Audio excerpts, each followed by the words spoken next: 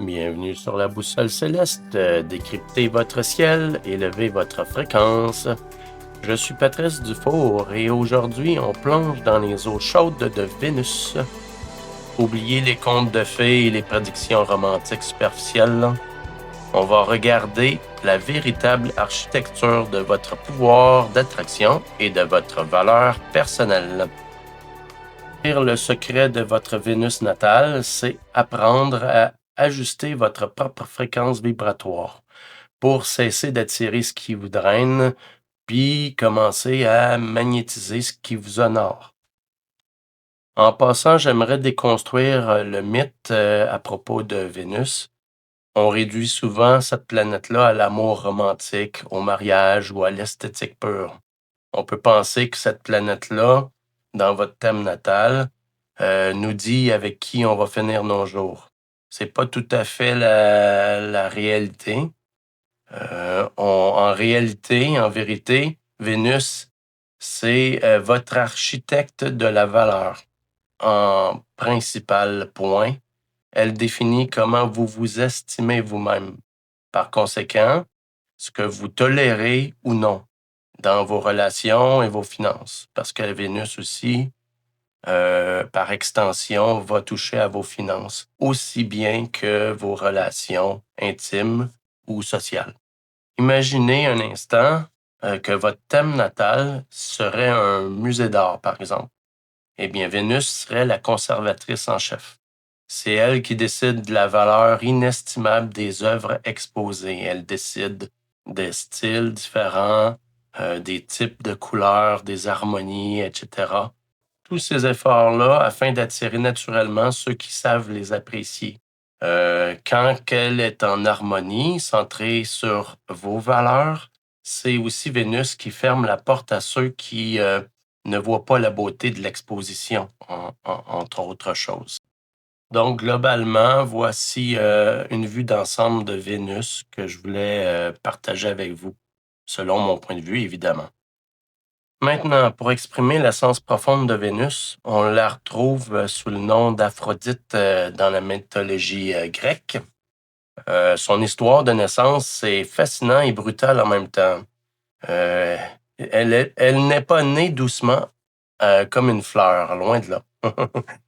Vénus est née de l'écume de la mer après que le dieu Ouranos ait été mutilé et que son sang ait touché l'océan. C'est très poétique et brutal, mais c'est un petit peu le sens de Vénus. En passant, la mythologie grecque a souvent une saveur brutale, froide, cruelle même, j'en conviens, mais les métaphores sont redoutables pour expliquer la psychologie d'une planète astrologique. Bref, qu'est-ce que ce mythe nous dit au juste? Ça nous dit que la beauté et l'amour véritable, Aphrodite, ils naissent souvent du chaos, de la blessure et de la profondeur de l'inconscient, l'océan, Ouranos. En fait, la véritable puissance vénusienne, c'est loin d'être lisse et superficielle. Nope. Vénus a traversé toutes les tempêtes pour enfin s'incarner sur une base et un désir d'harmonie parfaite et invincible. Mais il a dû y avoir un certain travail de conscience. Maintenant, quand votre Vénus vibre à sa plus haute fréquence, que l'on se sent bien et aimé, il y a trois grands pouvoirs qui en ressortent. Le premier, c'est le magnétisme authentique. Vous attirez les bonnes personnes et les bonnes opportunités simplement en incarnant votre vérité sans avoir besoin de forcer ou de séduire par des artifices et des manipulations. Ensuite, il peut y avoir une estime de soi inébranlable. Vous reconnaissez et pesez concrètement votre valeur. Vous savez poser des limites élégantes, mais fermes face à ce qui ne vous honore pas. Et puis l'alchimie financière.